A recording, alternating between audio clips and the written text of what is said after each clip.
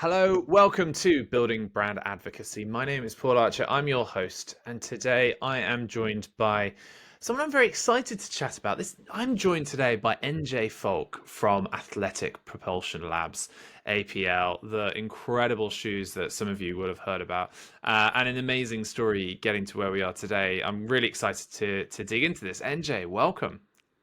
Thank you, Paul. I am so excited to chat with you. We've chatted before, and now it's really official. Yes, this is it. We can geek out now and go into all those brand building pieces. So, but for anyone who doesn't know APL, give us a little pitch. Tell us what you do. Tell us a little bit about your origin story. Well, APL is actually a very fascinating and exciting origin story, and it's sort of one for the books. We were founded in 2009 by Adam and Ryan Goldston. They were college athletes. They always wanted to jump higher, and we invented a basketball shoe, the Concept One, that makes you jump higher. That came out in 2010. And in that shoe, we have our patented load and launch device that propels you up to 3.5 inches higher. And we went to the NBA and we were like, I hope the shoe gets approved by the NBA. And what happens? The shoe is banned by the NBA. We become the number one story in the world, the 17th most searched Google term.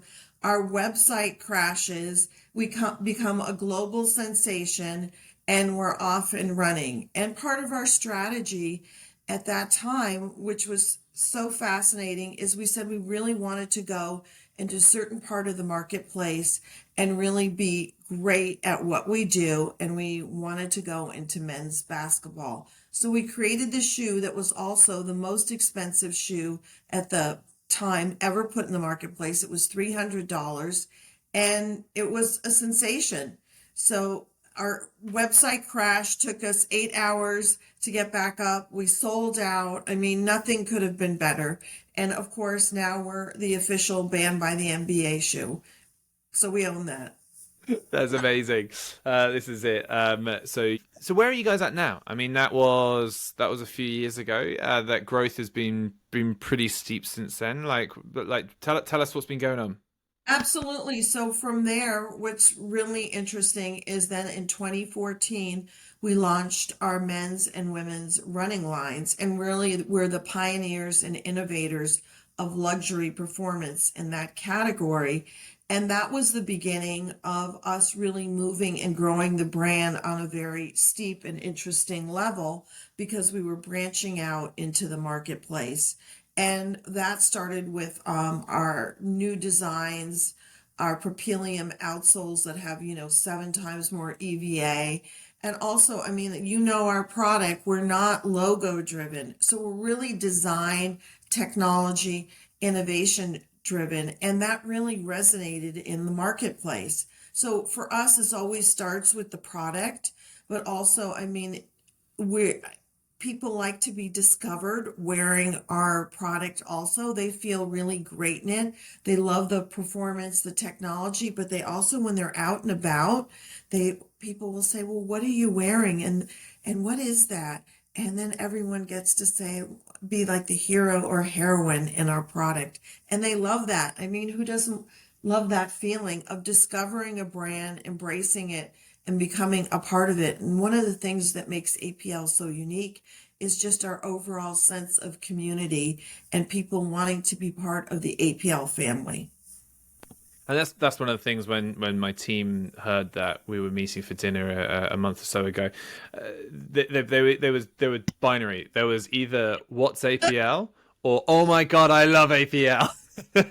So and Exactly. then there would then be a pitch thing that sort of happened there. It was just it's like this, and do this, and they were banned by the NBA, and this incredible word of mouth story. Certain amount of that is luck in terms of getting banned by the NBA and some good PR. But carrying on to that, like, how have you lent into creating that word of mouth? How have you used it as a tool? Have you been tactical about it, or have you just let it happen? I think that's happened very organically through our sense of community, how, especially on social and our stories. I mean, so many individuals who spontaneously send in and post all this incredible content because they're loving the interaction with the brand, but they're loving the product. I mean, and that's the core of it. And they're feeling great in the product, and they're feeling great being associated with the brand. So it's just been this gradual, incredible groundswell, and they become our best and biggest advocates, which is really so unique in so many ways. We tell those stories online, and people become those advocates, and they go out into the community for us. And it's on a micro level. And what's interesting, it's on a macro level too, with some of the biggest influencers and individuals in the world who have embraced the brand. And how have you gone about doing that? Are you sponsoring people? Do you do any of this in terms of pre-agreed deals with people, or is it all coming organically? That's the wonderful, crazy, amazing thing. It's all organic. I mean, it has been from the start. Certainly, we're obviously, if we get in publicity or press, we'll send shoes for shoots and things like that. But it's all very, very organic. Definitely when we have a launch, I mean, obviously we're going out and hoping that certain individuals and influencers are interested in our product and are going to embrace a new silhouette, new technologies, and so on. But that's a dialogue, and it's all at the heart of it, it's all authentic. And that's one of the things I think that resonates with our brand, with so many people out there in the community. They know it's authentic, they know it's very organic, and that they know the product is at the center of the story every time, and that we So really care. So let's get into the tactics of that. I mean, then when you do a launch, what is it that you guys do? How do you approach that? What are the rules? What don't you do? What do you do? Because it's all well and good just being great and having people talk about it. This is good, but let's get down to a tactical level. So because it is something which you've done very well historically. And I'd love to know, are there red lines that you have in the sand of, yeah, this is the way it's always done for us. We'd never do something like that. I don't think we have red lines in the sand. I think one of the things that we do is, one, I'd like to say our whole team is incredible. They're so nimble, they're so tactical. It's always a team effort. We have an incredible individual leading our content in terms of visually. We look at everything, and we're very particular about how we portray the brand. And every time we have a launch, I mean, we look at it on a very individual, specific basis and say, what is the messaging and what do we want to say about this new product, this capsule collection, this partnership? And we get very granular as a team and talk that over and come together and mutually agree on a strategy and a tactic that's right for that particular moment and product. But overall, and I think you've witnessed this, we have an overarching look and feel to our brand. So there's this consistency through the look and feel, the voice all the time. We're always saying, this is the APL way, the APL voice, the APL look, and that we represent, and how does luxury performance visually and verbally sound and look, and how to stay consistent with that. Nice. And so you mentioned the community. Obviously, you've got hundreds of thousands of followers on social media and various things like that. But do you have a deeper community, and how do you show up for those super fans? Well, certainly we're communicating in many ways with our VIP community on a one-to-one basis, and we have great SMS, we have great emails, but also, I mean, we're on our different desks. I mean, we're doing chat, we're responding to chat across the board, whether it's in SMS, loyalty programs, VoIP. And one of the things that we've also done is our store teams at our two flagship stores are actually, because they're such product experts, are also on our chat and responding on a one-to-one basis with all our super fans and our customers And we're saying, making sure the people with the product knowledge are also having those conversations with our community. And that was something that actually happened during COVID because, as you know, so many retailers had to close down for many months, and we were the same. And our team, in-store teams, started getting trained on chat, loving it, and on the desks. And you're getting a real person. You're not getting a bot. You're getting an expert. And so, I mean, you guys are a D2C brand and have been historically. When did you first open your first store, and why did you? Great, great question. We opened our first store 4 months before COVID. So it was in November. Nailed it. I mean, that was, we didn't know that was coming. Obviously, no one else did either. November 2019 in the Grove in Los Angeles. And what's fascinating about the Grove, it is has more traffic than Disney World. And we wanted to open our retail stores to have a real world of APL and a true representation of our brand so that consumers from around the world could really experience it the way we envision it and wanted to represent it. So we opened in the Grove. I mean, when you go in, it's almost like a cathedral. It's a museum experience. Our shoes, again, are the hero or heroine in the displays and the units. It's really a wonderful experience. So, and we just opened in New York our new World of APL, our second flagship at 75 Prince Street in New York, and it's very much the same experience but different. It's been modified and adjusted to New York City, and that's really important and part of our whole vision for the brand. So a lot of brands, when they do a D2C brand that opens up a store, it's almost like a brand raising piece. You know, the revenue that the store and the footfall has is negligible. It's about the opportunity to shout about it and have an experience that people can learn about it. Was that the case for you, or is this a retail decision? This is about actually shifting shoes. This is definitely a retail decision, but it's also a decision about this is the way we should look at retail. This is how we want to represent ourselves. This is the way we want consumers to experience our brand. And we wanted to control and welcome everybody to the experience in our world so that they would feel a part of it. I think also what's interesting is because both of these locations have so many international consumers that go to the Grove or down in Soho in this highly trafficked area.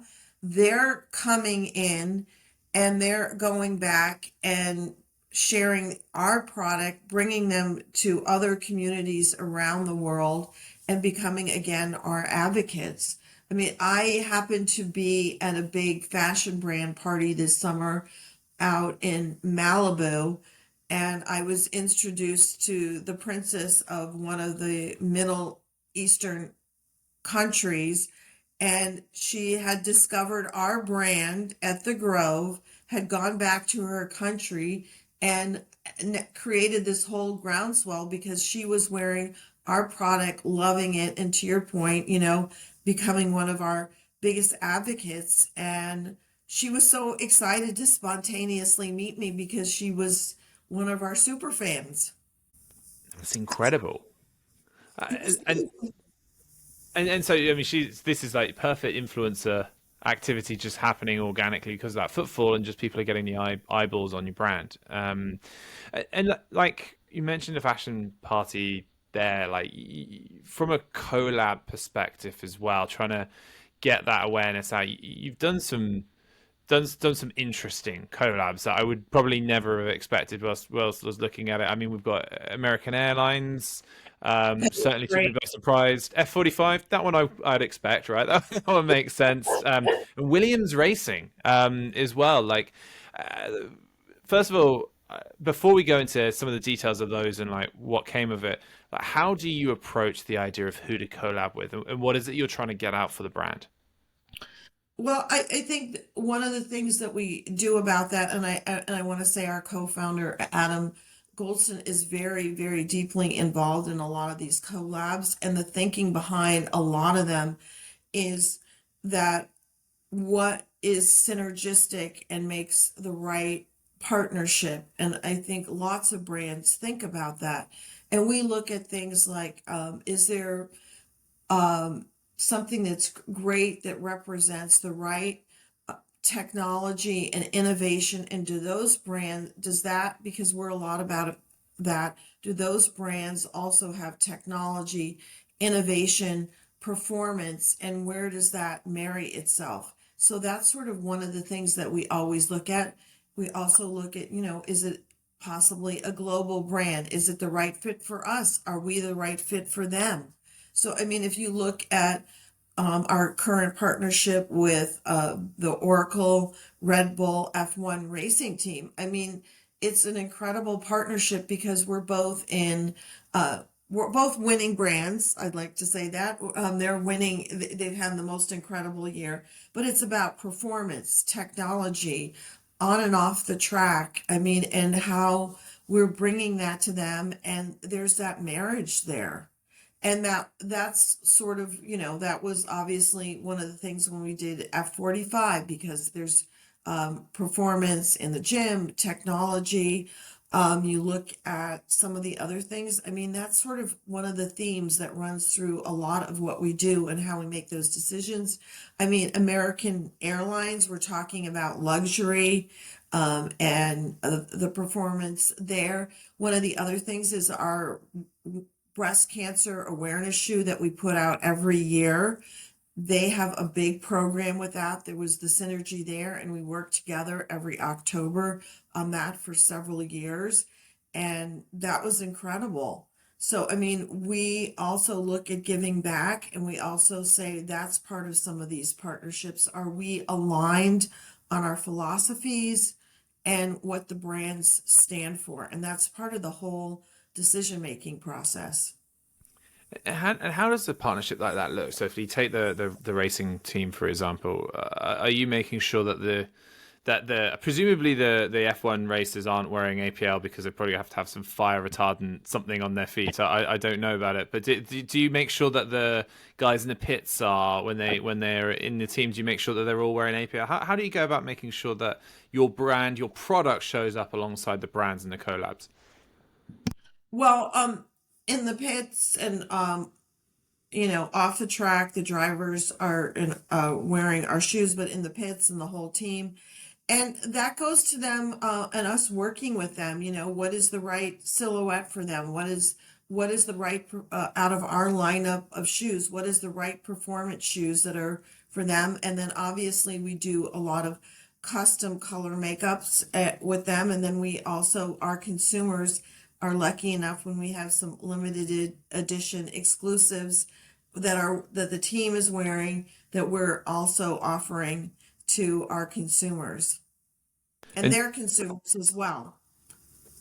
And it's kind of you're getting eyeballs on each other's brands. They've got an alternative revenue channel, and you're getting exposure to people who may not know about you. Is that right? That's absolutely true. But again, I think it goes back to the point that we started with, that it's authentic, that both brands are representing performance, luxury, and the consumer, they're so wise these days. They know that. They could see right through something when it's not on point and it doesn't make sense. And that's why we look at these things. But again, it has to align.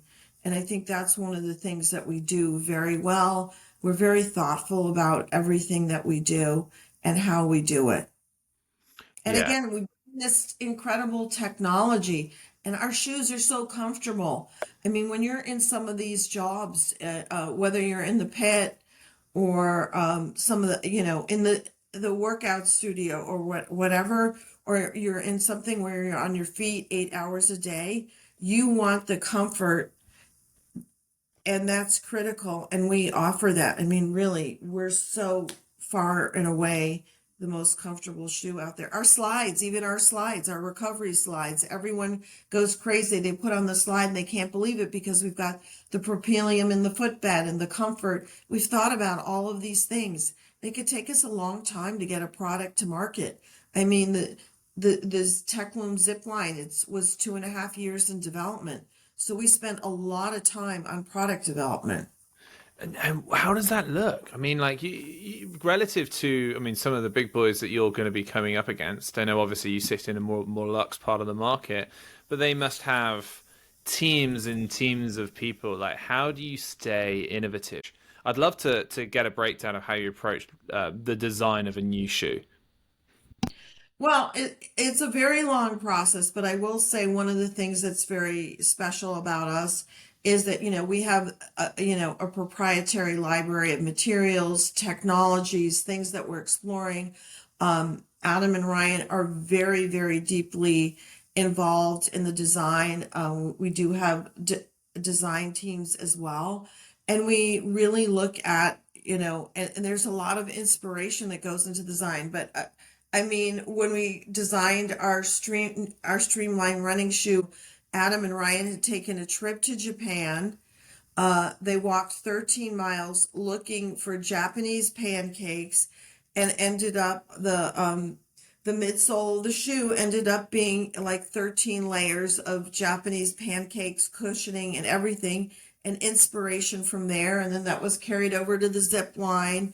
And the zip line, the one piece upper was inspired by zip lining in Dubai. So, I mean, inspiration comes from many places, and then the technology and the thought and everything comes together.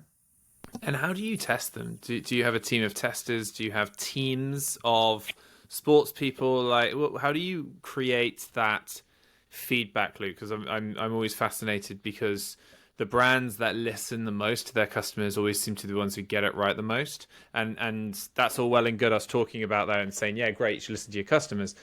But that's hard to do. Like, how do you tactically make sure that you can constantly get those feedback loops?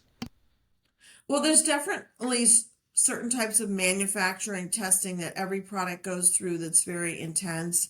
And also, we obviously have wear testing that goes on before a product comes out. So it's the combination of both, because we really have the highest standards out there, and so it's really critical to us. So there's things in the lab. There's so many. There's wear testing. There's people testing. There's like all sorts of things going on before a shoe ever makes it to the marketplace. I'm interested in terms of as you've started to grow this over the past however many years it's been, like you've been the managing partner since very early on, right? And Day one. since day one, you are there at it. Like, how do you approach building and leading a team like this? And obviously you've scaled a lot since that inception. Like, what are your philosophies around that?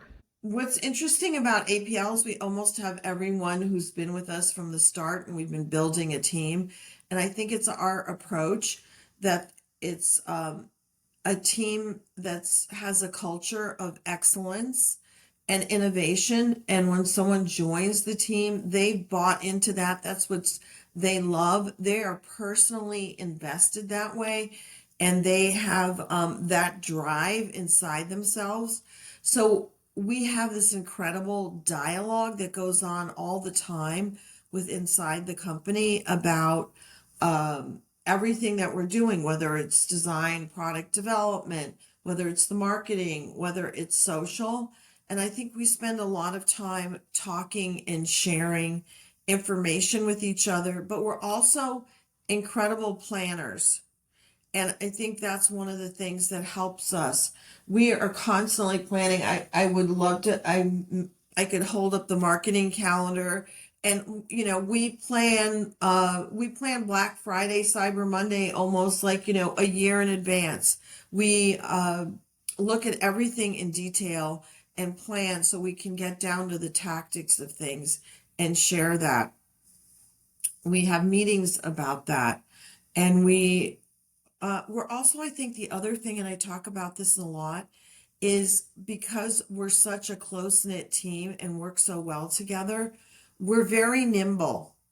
That means that when we're doing something and we're studying it and we're all talking with each other and we say, you know what, I'm not sure something's quite right. We say we can pivot and change and make those changes quickly, and we're not stuck on, well, this is what we said we were going to do. We say, you know what, this is what we should do. So we do a lot of that, and we are very thoughtful that way. And I think because everybody on our team is flexible, wants to innovate, and is willing to change and pivot, that's what helps keep us at the top of our game all the time. What's been the hardest part of that journey? I think things in the outside marketplace a lot affect the journey and how you respond to that. Because look, we all see outside factors. I mean, who could have predicted COVID? Um, then you come out of that, the consumer has changed a little bit. Um, Something takes off and maybe you don't have enough inventory and you have to replan. Messaging, what's the right way to message and keep that consistent, and how do you pivot as the company pivots? So I think there's a lot of external factors sometimes that as a brand you're responding to that have that, and the consumer is changing. So how do you change with that consumer and their needs and their demands and pivot? So I think, to me, I don't know what the others would say. I think those are some of the interesting and big challenges, but I know we like to bring those thoughts to each other and discuss them. And so communication. Love that. Is that kind of key for you in terms of getting this brand and getting out there? The how do you communicate with your team? I mean, how big is your team now? How are you able to make sure that you're able to consistently communicate you and what you want to them? Well, we have regular kind of internal meetings to talk about things and talk them over, and a lot of that is also based on the, the product that's coming out, the marketing calendar, how we want to do things. And one of our my little personal tactics that I love to do, I have two things I love to do. One is have like these mini meetings where it's only 15 minutes or 30 minutes and we talk over key issues. Everyone is sort of together and we strategize and we say, this might be a roadblock. How are we doing that? And we also get into the deep tactical details of how something is being launched, a promotion that we're doing. The store, I mean, the store had over 75 meetings for the new flagship store. I mean, it was very intense. And we did that week after week after week. So that was an incredible experience. I also, I don't know, this is my own little productivity thing that I do all the time. It's called the distraction list. I think I'm personally a highly, highly productive person and able to handle a lot in the course of the day. It's a do it now or do it later list, which is called a distraction list. And I use the distraction list tactic all the time with everything that I do. And that is people get distracted every day on the job and with a lot of minutia. You could write anytime these small little things come into your head, you put it on the do it later list and you let that out of your brain and you're not worrying about it. And then you do the do it now or the A things during the day and sort through that. And that's how you keep yourself centered, your company, your brand, all the things that need to get done. And also, I'm a huge planner, so I wish I had the calendar in front of me. But huge marketing calendars with all the products, different things, everything planned out, and the roadmap planned out. But the thing about all that, it's never set in stone. You think it's set in stone, it's not set in stone. You say, okay, we should change, we should talk it over. And that goes back to us being nimble as a team And as a group, we'll say, you know what? I thought about it. We should move this. We should do that. And everybody knows that if it's changing, it's for the better. So being able to be adaptable, change, and having those organization and productivity skills, I think, are critical to companies and individuals. I mean, I've done that in other prior roles that I've had. I mean, at one company, I was managing 700 like advertising programs at a time. And it came off the calendar, the productivity. And I think for me, that helps me and having structure. But within the structure, it's so important to say, let's be nimble, let's change. You've got your brand calendar. If you know that you've got a new product that's coming out on the 30th of January, how far back do you start planning it? Do you always launch in the same way? Well, I'd love to know more about that. Um, we definitely set up launches and times for specific dates. Once in a while, they get moved a little bit because of certain circumstances, you know, some Global that pandemics. stuff like that. Absolutely. Like during the pandemic, I mean, one of the funniest things is, some of our inventory was definitely sitting in the port of Los Angeles, and one of our team members lives in Redondo Beach, and obviously everybody was home. And she would send us pictures of like, we knew we were on ship number 82 in the port, and was it moving or not? I mean, so there were things we couldn't control. So obviously that required shuffling. But I mean, we definitely plan in advance. We talk about the PR strategy. We talk about what is the imagery and the story, what makes this particular product or partnership unique. And then we go to work on all those different elements. And then we plan the date. We talk about things like what should be the launch, what day, what should be the time of the launch. I mean, we usually do things on Tuesdays, but not always. I mean, that's just something that what we've found has been highly productive for our brand. But we're launching a new silhouette on Friday this week, which is something we don't typically do, but we think it's the right decision. So at this time of year. So it just depends. We look at, we're very precise about our SMS, our emails. We've had enormous success in that area, and having this very personalized, customized dialogue with our consumers. We have a high returning customer rate. So that's been very, very special, and we love that kind of personalization. Again, we're in those chats one on one with a lot of those consumers. So if we launch something happens, we're responding in real time to them. And how often are these limited edition drops?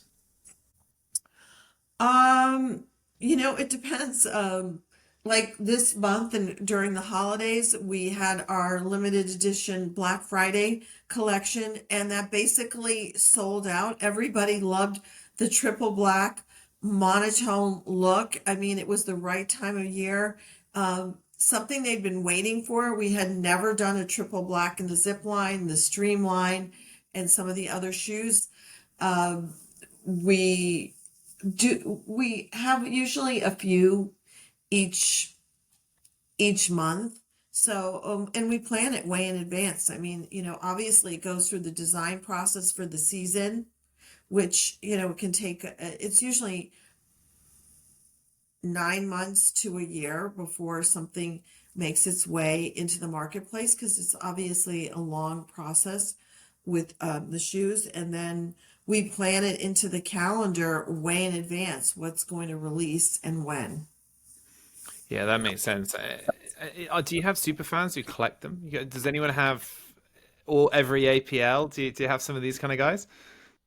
We absolutely have people like that are just have like 20, 30, 40 pairs of shoes, and they tell our story and love it and love posting about it.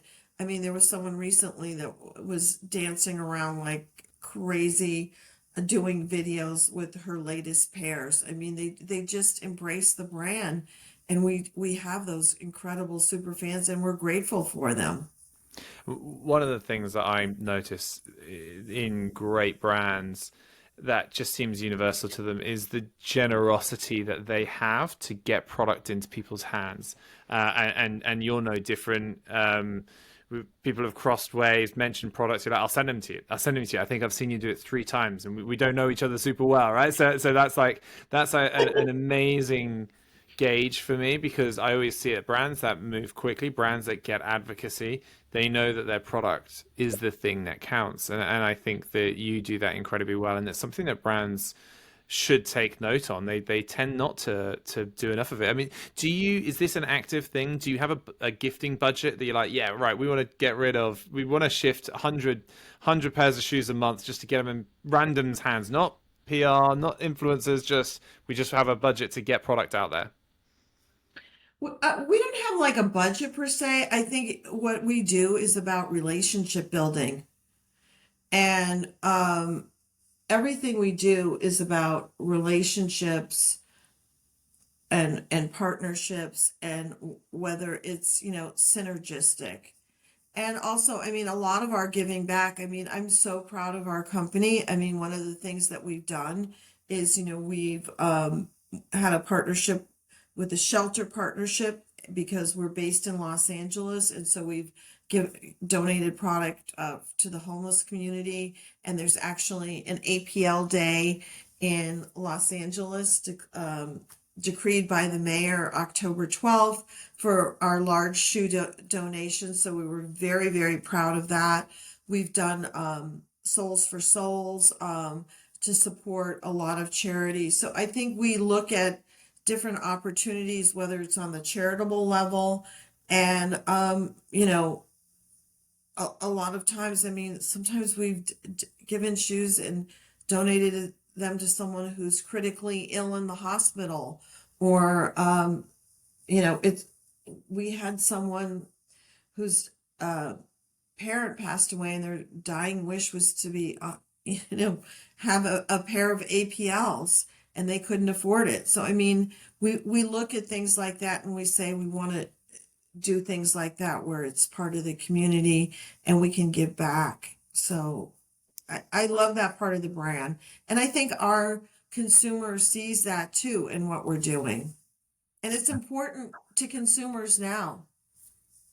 And It also, I is. love most of our shoes are vegans, and we're part of EcoCart, and we're carbon neutral, and a lot of these things that are going on. I mean, we pay a lot of attention to all of these kinds of details, and we're machine washable. And it's amazing how the cumulative effect of all of these things is, I was trying to push you at the beginning there to be like, come on, tell me what's your secrets in making people say what's APL, or oh my god, I love APL, what's the secret there, what's the tactic? And actually, you weren't really able to answer it, but it's like, because it's such a cumulative, holistic approach of, yeah, get product in people's shoes, be nice to people, care about the environment, get them on the cool people, get them out there, and actually all of these things added together and being machine washable. That's actually how word of mouth happens. There is no single hack. This is it's hard, long graft that gets you there, and it's that overnight success that word of mouth leads to. Right. And it's actually, the overnight success slowly builds, and then suddenly you are an overnight success, but it wasn't, it took years to get there.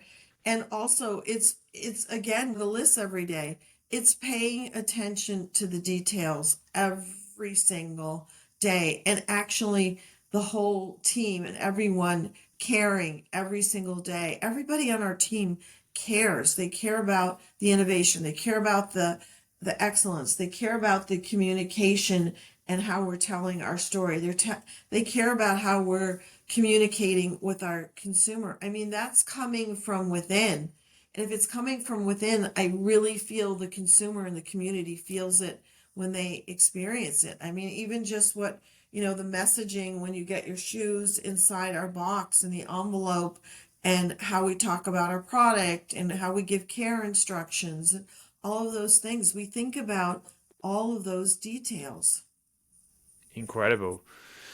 What's next for APL? Oh, I think we have a really exciting year ahead. I mean, we have more new silhouettes coming out, potentially, some new partnerships. Um, I think just the opening recently of our new flagship store, it's literally, I think today is a month since it's been, Hey, yay! So, watching us enter into and have a flagship in the world of APL in New York City and is incredible. So I think lots of things are going to be happening in New York just because more and more, just because of our presence there. And we're going to we continuing to push the technology and the innovation envelope. So I think you're just going to see more. I know you're going to see more and more. I don't think, I know you're going to see more and more from us.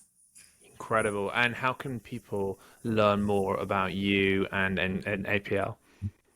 Well, go to our website, athleticpropulsionlabs.com.